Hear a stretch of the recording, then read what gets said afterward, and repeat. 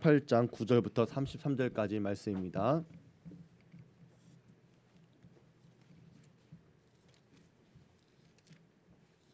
압살롬이 다윗의 부하들과 마주치니라. 압살롬이 노새를 탔는데 그 노새가 큰 상수리나무 번성한 가지 아래로 지날 때 압살롬의 머리가 그 상수리나무에 걸림에 그가 공중과 그 땅 사이에 달리고 그가 탔던 노새는 그 아래로 빠져나간지라. 한 사람이 보고 요압에게 알려 이르되 내가 보니 압살롬이 상수리나무에 달렸더이다 하니 요압이 그 알린 사람에게 이르되 네가 보고 어찌하여 당장에 쳐서 땅에 떨어뜨리지 아니하였느냐. 내가 내게 은 10개와 띠 하나를 주었으리라 하는지라. 그 사람이 요압에게 대답하되 내가 내 손에 은 1000개를 받는다 할지라도 나는 왕의 아들에게 손을 대지 아니하겠나이다. 우리가 들었거니와 왕이 당신과 아비새와 이때에게 명령하여 이르시기를 삼가 누구든지 젊은 압살롬을 해하지 말라 하셨나이다. 아무 일도 왕 앞에는 숨길 수 없나니 내가 만일 거역하여 그의 생명을 해하였더라면 당신도 나를 대적하였으리이다 하니 요압이 이르되 나는 너와 같이 지체할 수 없다 하고 손에 작은 창 셋을 가지고 가서 상수리나무 가운데서 아직 살아있는 압살롬의 심장을 찌르니 요압의 무기를 든 청년 10명이 압살롬을 에워싸고 쳐 죽이니라. 요압이 나팔을 불어 백성들에게 그치게 하니 그들이 이스라엘을 추격하지 아니하고 돌아오니라. 그들이 압살롬을 옮겨다가 숲을 가운데 큰 구멍에 그를 던지고 그 위에 매우 큰 돌무더기를 쌓으니라. 온 이스라엘 무리가 각기 장막으로 도망하니라. 압살롬이 살았을 때 자기를 위하여 한 비석을 마련하여 세웠으니 이는 그가 자기 이름을 전할 아들이 내게 없다고 말하였음이더라. 그러므로 자기 이름을 기념하여 그 비석에 이름을 붙였으며 그 비석이 왕의 골짜기에 있고 이제까지 그것을 압살롬의 기념비라 일컫더라. 사독의 아들 아히마아스가 이르되 청하건대 내가 빨리 왕에게 가서 여호와께서 왕의 원수 갚아 주신 소식을 전하게 하소서. 요압이 그에게 이르되 너는 오늘 소식을 전하는 자가 되지 말고 다른 날에 전할 것이니라. 왕의 아들이 죽었나니 내가 오늘 소식을 전하지 못하리라 하고 요압이 구스 사람에게 이르되 내가 가서 본 것을 왕께 아뢰라 하매 구스 사람이 요압에게 절하고 다름질하여 가니 사독의 아들 아히마아스가 다시 요압에게 이르되 청하건대 아무쪼록 내가 또한 구스 사람의 뒤를 따라 달려가게 하소서 하니 요압이 이르되 내 아들아 너는 왜 달려가려 하느냐. 이 소식으로 말미암아서는 너는 상을 받지 못하리라 하되 그가 한사코 달려가겠노라 하는지라. 요압이 이르되 그리하라 하니 아히마아스가 들길로 다름질하여 구스 사람보다 앞질러 가니라. 때에 다윗이 두 문 사이에 앉아 있더라. 파수꾼이 성문 위층에 올라가서 눈을 들어보니 어떤 사람이 홀로 달려오는지라. 파수꾼이 외쳐 왕께 아뢰매 왕이 이르되 그가 만일 혼자면 그의 입에 소식이 있으리라 할 때에 그가 점점 가까이 오니라.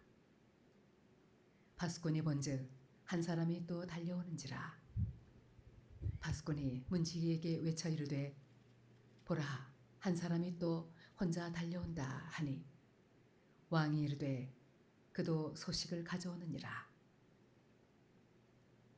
파수꾼이 이르되 내가 보기에는 앞선 사람의 다름질이 사독의 아들 아히마아스의 다름질과 같으니이다 하니 왕이 이르되 그는 좋은 사람이니 좋은 소식을 가져오느니라 하니라.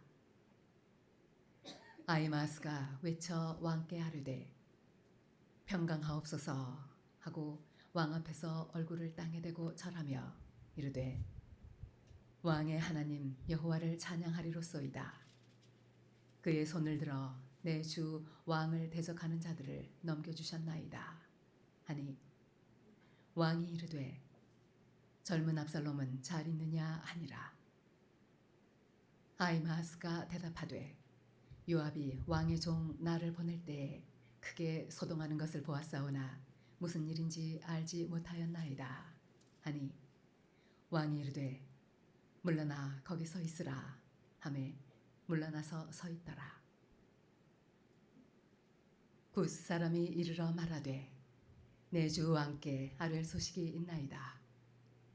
여호와께서 오늘 왕을 대적하던 모든 원수를 갚으셨나이다 하니 왕이 굿 사람에게 묻되 젊은 압살롬은 잘 있느냐. 굿 사람이 대답하되 내 주 왕의 원수와 일어나서 왕을 대적하는 자들은 다 그 청년과 같이 되기를 원하나이다 하니 왕의 마음이 심히 아파 문 위층으로 올라가서 우니라. 그가 올라갈 때 말하기를 내 아들 압살롬아, 내 아들 압살롬아, 차라리 내가 너를 대신하여 죽었다면 압살롬 내 아들아 하였더라. 아멘. 저는 우리 성도들이 성경을 오랫동안 좀 많이 읽었으면 좋겠다 하는 마음이 있는데 아마 여러분의 일주일 동안 성경을 읽는 시간은 아마 이게 전부가 아닐까 싶어요. 그래서 긴 말씀 구절이 오면은 참 반갑습니다. 아, 이렇게라도 일주일에 1분이라도 더 읽게 시켰구나. 목회자로서 보람이 됩니다. 우리 좀 인사해 볼까요? 좋은 사람이 좋은 소식을 가져옵니다. 좋은 사람이 좋은 소식을 가져옵니다. 오늘 말씀을 보니까 27절에 그런 말씀이 있죠. 사독의 아들이 좋은 사람이니까 저 사람은 좋은 소식을 가져올 거다. 왕을 기대하는 마음을 가지고 있었고 또 요압은 참 나쁜 사람이에요. 그렇죠? 자기 마음대로 하고 승리의 소식을 빨리 전하려고 하는 사람한테 왜 빨리 가냐 그렇게 말하는 사람이 또 이제 요압이었는데 요압 같은 사람은 되지 마시기 바랍니다. 어쨌든 에브라임 숲을 전투에서 압살롬은 무참히 이제 패배하게 되죠. 압살롬은 철저하고 치밀하게 반란을 준비하게 했는데 사람이 마음으로 자기의 길을 계획할지라도 그의 걸음을 인도하시는 분은 여호와 하나님이신 줄 믿습니다.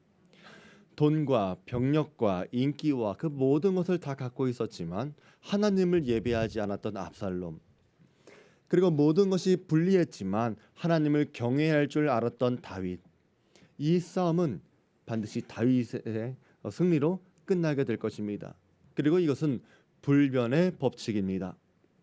우리 사랑하는 성도 여러분, 우리의 삶에서 이러한 승리가 나한테 일어나지 않는 것처럼 보여진다고 하더라도 하나님의 진리가 바뀌지 않는다는 것을 확신할 수 있게 되기 바랍니다. 단지 우리는 눈에 보이는 승리가 아직은 보이지 않았을 뿐이지 언젠가 우리가 하나님을 예배했던 우리 성도들은 반드시 이기는 것을 보게 될 것입니다. 그러하기에 여러분들은 보이지 않는 것들을 실상으로 여기시고 바라는 것들이 증거로 보여지게 될 날들을 확신하는 마음으로 이 세상을 살아가시길 바랍니다. 예수 안에 살아가는 모든 성도들은 반드시 이길 것입니다. 악인들은 한 길로 우리를 치러 왔더라도 우리 앞에서 7길로 도망치게 될 것입니다. 그것이 약속이고 압살롬에게 일어났던 일이 되어버립니다. 살아남은 압살롬과 그 부하들은 사방으로 흩어져서 살 길을 찾아 필사적으로 도망을 쳤습니다. 전투에서 지더라도 왕이 살아있으면 아직 전쟁이 끝난 것이 아닙니다. 왕이 죽거나 왕이 항복을 해야지만 전쟁이 끝나는 것입니다.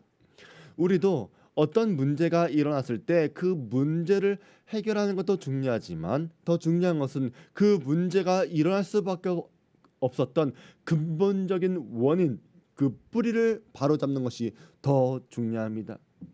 우리 성도들 전투에서도 이기시고 전쟁에서도 이기시는 성도들 되시기 바랍니다.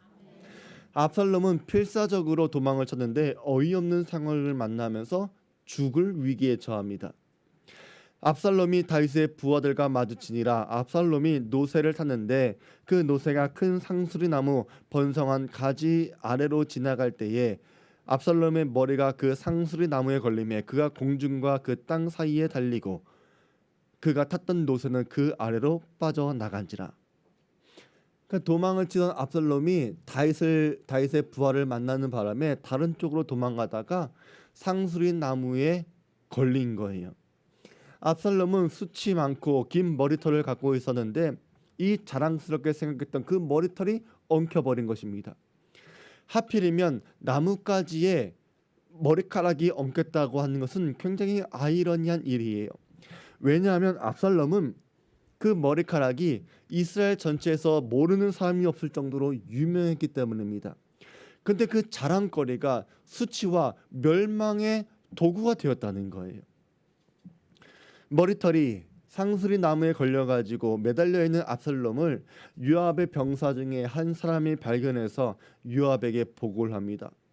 근데 요압은 왜 바로 죽이지 않았냐고 꾸짖고 이 타박한 다음에 바로 달려가가지고 압살롬을 애워싸고 심장을 창으로 찔러버리고 사람들하고 죽여버린 거예요.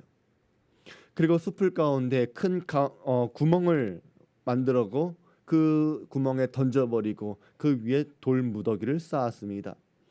이렇게 매장했던 것은 당시에 큰 반역죄의 수치를 드러내려고 했던 당시의 매장 방법이었어요.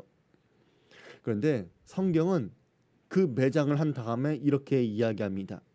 압살롬이 살았을 때에 자기를 위하여 한 비석을 마련하여 세웠으니 이는 그가 자기 이름을 전할 아들이 내게 없다고 말하였음이더라.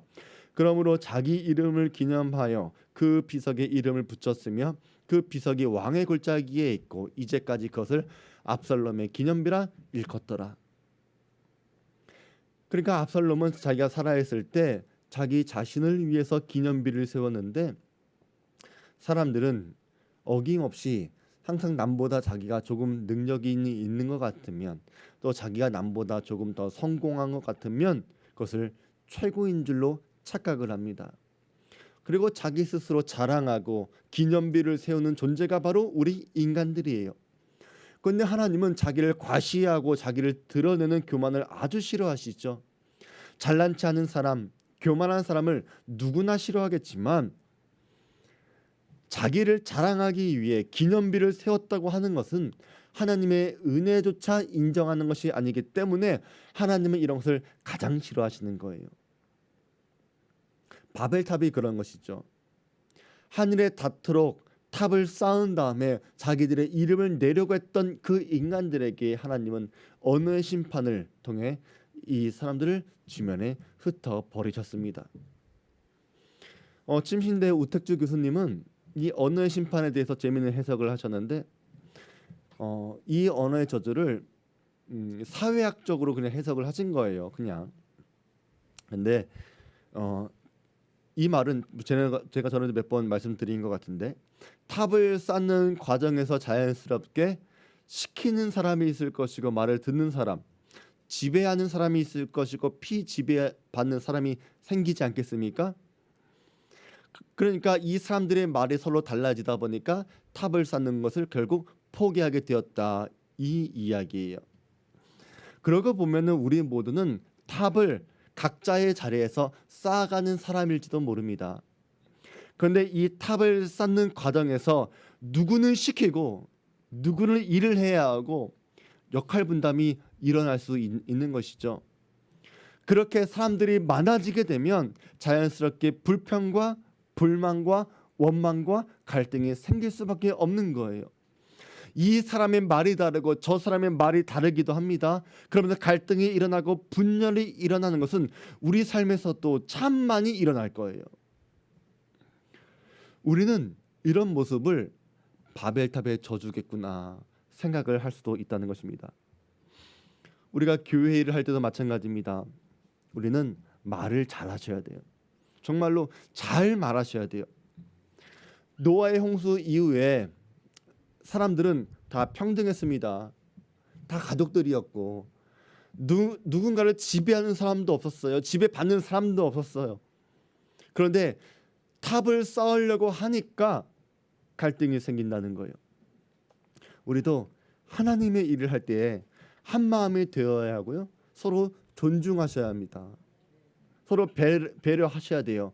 우리가 쌓는 것이 바벨탑은 아니라고 하더라도 바벨탑을 쌓는 것처럼 서로 말이 다르고 마음이 다르고 그러면 아무리 아름다운 하나님의 일이라고 하더라도 지체되거나 무너질 수 있다는 것을 꼭 기억하시길 바랍니다. 우리가 하나님의 은혜의 기념비, 하나님의 아름다운 탑을 쌓고 있다면 우리는 더욱더 존중하시고 사랑하시고 하나 되시고 배려하시고 하나의 말을 하는 성도들 되시기 바랍니다. 이것은 굉장히 중요한 거예요. 그리고 우리는 늘 겸손하시기 바랍니다. 압살롬의 무덤, 이것은 자기를 자랑하는 거였죠. 교만하는 거였죠. 또 자기가 자랑스럽게 생각했던 그 머리카락, 이 머리카락 때문에 압살롬이 죽게 된 거예요. 우리 성도들은 늘 자기 자신을 자랑하는 것이 아니라 하나님을 자랑하시기 바랍니다. 하나님은 겸손한 사람을 사랑하십니다. 사람의 마음의 교만은 멸망의 선봉이요 겸손은 존귀의 길잡이니라. 근데 우리가 이 말씀에서 우리가 생각해 볼 것은, 우리가 본문에서 볼 것은 요압이 얼마나 잔인했는가, 얼마나 나빴는가, 얼마나 자기 마음대로 했는가를 볼 수 있죠. 다윗은 분명히 젊은 압살롬을 너그럽게 대해달라 부탁을 했습니다. 그리고 온 이스라엘 백성들이 듣겠다고 다 대답을 했습니다. 그런데 앞에서는 그렇게 하겠습니다 라고 말했는데 정작 압살롬을 만나니까 어떻게 했어요? 비참하게 죽여버린 거예요. 오히려 요압은 다윗이 공과 사를 구분하고 있지 못하다고 생각했을지도 모릅니다. 그러니까 내가 대신 악역을 대신해야겠다. 그래서 내가 깨끗하게 매듭을 지어야겠다. 그렇게 생각했을지도 모릅니다. 다윗의 군대는 이미 대승을 거두었고 압살롬을 굳이 죽이지 않을 수도 있었어요. 근데 요압은 처음부터 그런 생각을 갖고 있지 않았다는 것입니다. 다윗의 말을 지킬 마음이 애초에 없었다는 거예요. 그랬으니까 요압은 압살롬을 발견한 병사한테 꾸짖는 거예요. 왜 압살롬을 안 죽였냐고. 너가 압살롬을 죽였더라면 내가 큰 영광과 명예와 선물을 줄 수 있었을 텐데 왜 죽이지 않았냐고 타박하는 거예요. 그런데 오히려 압살롬을 죽이지 않은 병사가 충성스러운 사람인 것이죠. 요압이 그 알린 사람에게 이르되 내가 보고 어찌하여 당장에 쳐서 땅에 떨어뜨리지 아니하였느냐. 내가 내게 은 10개와 띠 하나를 주었으리라 하는지라. 그 사람이 요압에게 대답하되 내가 내 손에 은 1000개를 받는다 할지라도 나는 왕의 아들에게 손을 대지 아니하겠나이다. 우리가 들었거니와 왕이 당신과 아비새와 이때에게 명령하여 이르시기를 삼가 누구든지 젊은 압살롬을 해하지 말라 하셨나이다. 아무 일도 왕 앞에는 숨길 수 없나니 내가 만일 거역하여 그의 생명을 해하였더라면 당신도 나를 대적하였으리라 하니. 저는 이런 병사가 너무나 좋은 거예요. 이런 성도들이 있다면 전 너무나 사랑스럽게 보일 거예요. 세상에서 돈과 명예를 준다고 하더라도 나는 하나님의 말씀을 지키겠습니다. 우리는 왕의 말을 들었기 때문에 내가 왕의 말씀에 순종하겠습니다 라고 말한 이름 없는 병사. 반면에 너무나 실력이 있고 능력도 있고 성과도 있지만 정작 왕의 말 앞에서는 순종하지 않는 요압. 저는 하나님이 사랑하는 사람은 이름 없는 병사인 줄로 믿습니다. 우리 성도들 모두가 이런 병사들이 되었으면 좋겠어요. 세상에서 우리들의 이름을 모른다 하더라도 하나님은 우리의 이름을 기억해 주실 거예요. 일 잘하고 능력 있고 다 중요합니다. 또 필요합니다. 그러나 더 중요한 것은 명령에 순종하는 것입니다. 요압은 다윗의 조카였어요. 다윗이 20세 때부터 광야의 시절을 보낼 때 그때부터 같이 했고 군대를 이끌어왔던 수장이었습니다. 용맹도 했고 큰 공도 많이 세웠습니다. 하지만 충동적인 사람이었어요. 자기가 대체 불가능한 오른팔이라고 믿었습니다. 그 자부심이 너무나 강했어요. 문제는 충성스러운 사람은 아니었다는 거예요. 충성된 사자는 그를 보낸 이에게 마치 추수하는 날의 얼음 냉수 같아서 능히 그 주인의 마음을 시원케 하느니라. 주인의 마음, 왕의 마음, 하나님의 마음을 시원하게 해주는 사람이 충성스러운 사람인 거예요. 일 많이 하는 사람이 아니에요. 헌금 많이 하는 사람이 아니에요. 말 많은 사람이 아니에요. 잘 가르쳐주는 사람이 아니에요. 하나님의 마음을 시원케 하는 사람. 우리는 주님의 마음을 시원케 하고 또 기쁘게 해야 합니다. 우리는 예수님을 나의 구주로, 나의 주님으로 고백하는 사람이기 때문에 주님의 마음을 기쁘게 하는 사람들이 되셔야 합니다. 어떻게 하면 주님의 마음을 기쁘시게 할 수 있을지, 이것을 고민하는 사람들이 되셔야지만 우리 삶에 하나님의 은혜와 도우심이 따라오는 거예요. 그런데 요압은 정직하게 다윗한테 충성하는 사람이 아니었는데 그럼에도 불구하고 압살롬의 반역에 참여하지 않고 다윗 편에 선 이유가 있었지 않겠습니까? 그것은 요압이 아주 정치적인 사람이었고 욕심이 많은 사람이라서 압살롬의 반란에 동참하지 않았던 거예요. 오래전에 압살롬이 이복 형제 암논을 죽이고 다윗을 피해서 3년이나 외국으로 도망을 쳤죠. 그리고 이때 압살롬이 고국으로 돌아올 수 있도록 중재한 사람이 바로 이 요압입니다. 요압은 다음 왕이 압살롬이 될 거라 생각을 한 거예요. 그래서 압살롬에게 미리 잘 보이기 위해서 이것을 중재한 거예요. 그런데 이스라엘로 돌아오고 보니까 다윗이 이 압살롬을 만나주지 않는 거예요. 그렇게 되면서 어떻게 하겠습니까? 압살롬과 요압의 관계가 틀어지게 되겠죠. 내가 기대했던 이 사람이 아니라고 생각하니까. 또 압살롬이 새 나라를 건설하겠다고 나라의 요직 200명을 데리고 나갔잖아요. 근데 요압은 빼놨어요. 무슨 뜻입니까? 요압이 필요하지 않다는 거예요. 그들의 관계는 좋지 않았다는 거예요. 그래서 압살롬과 이 요압은 개인적으로도 별로 좋은 감정이 있지 않았던 사람이었다는 거예요. 요압은 다윗에 대한 충성이 없는 사람이었는데 나중에 다윗이 말년에 들어서 후계자를 정하지 않았을 때 그 당시 아들 중에서 연장자였던 아도니아가 왕이 되고 싶어가지고 반란을 일으킵니다.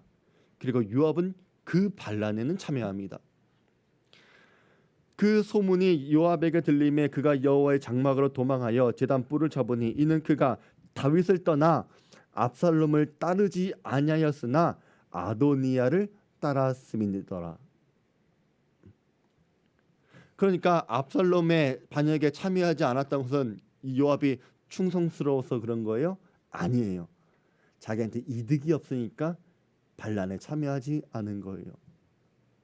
이렇게 자기의 성공, 출세, 명예 이런 거에 민감한 사람이 충성이 없으니까 압살롬을 너그럽게 대하라고 하는 다윗의 부탁에도 듣지 않은 것입니다. 그리고 이런 요압 때문에 다윗이 얼마나 힘들었는지 성경은 이야기합니다. 이제 사독의 아들이 기쁜 소식, 좋은 소식을 가지고 찾아왔을 때 신하들은 모두가 만세를 부르면 좋아했을 것입니다. 기뻐했을 것이에요. 다윗은 왕이라고 하면 병사들을 치하하고 아군들이 어땠는지 물어보는 게 순서입니다. 근데 가장 먼저 다윗이 물어본 게 뭐예요? 압살롬의 안부를 물어본 거예요. 왕이 이르되 젊은 압살롬은 잘 있느냐?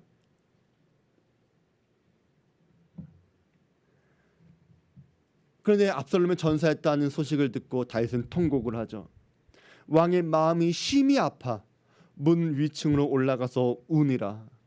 그가 올라갈 때 말하기를 내 아들 압살롬아, 내 아들 압살롬아, 차라리 내가 너를 대신하여 죽었다면 압살롬 내 아들아 하였더라. 성문 위로 올라가면서 5번이나 내 아들 압살롬아 그 이름을 부르면서 차라리 내가 죽었더라면, 내가 대신 죽었더라면 하면서 울부짖은 거예요. 저는 성문 위로 올라간 거는 저 같으면 그런 마음 때문에 올라갔을지도 몰라요. 혹시 성문 위로 올라가면 압살롬이 보이지 않을까?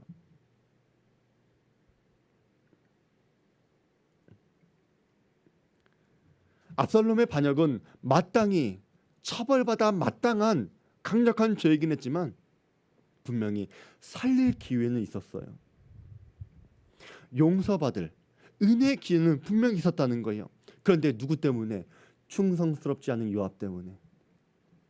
다윗의 마음을 시원하게 해줄 그 마음이 없는 요압 때문에, 그 요압의 잔인함과 정직하지 못함과 원한과 욕심이 용서의 기회, 은혜의 기회, 또한 다윗의 마음까지도 상하게 만들었다는 거예요. 그리고 이런 일들은 우리 모두한테도 교훈을 주는 것입니다. 누군가 심각한 죄를 지었다고 하더라도 용서의 기회는 주어져야 합니다. 우리는 하나님 아버지의 마음을 알아야 되고, 특히 나 같은 죄인을 살리신 하나님의 은혜 때문이라도 우린 더더욱 그렇게 살아가셔야 합니다.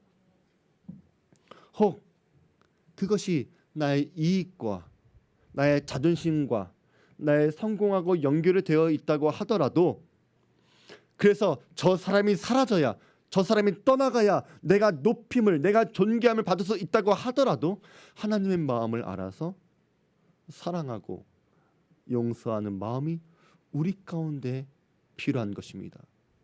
하나님은 지금 우리한테 그런 마음이 필요하다고 오늘 말씀해 주시는 거예요. 여러분의 마음속에 혹시 누군가를 미워하고 원망하는 사람은 없습니까? 누군가를 볼 때마다 분노가 치밀어 오르는 사람들은 없습니까? 그래서 기회가 된다면 처리하고 싶은 것이 여러분에게는 없습니까? 그렇다면 오늘 우리가 하나님 앞에서 내가 요압이었음을 고백하고 하나님 앞에 회개하시기 바랍니다.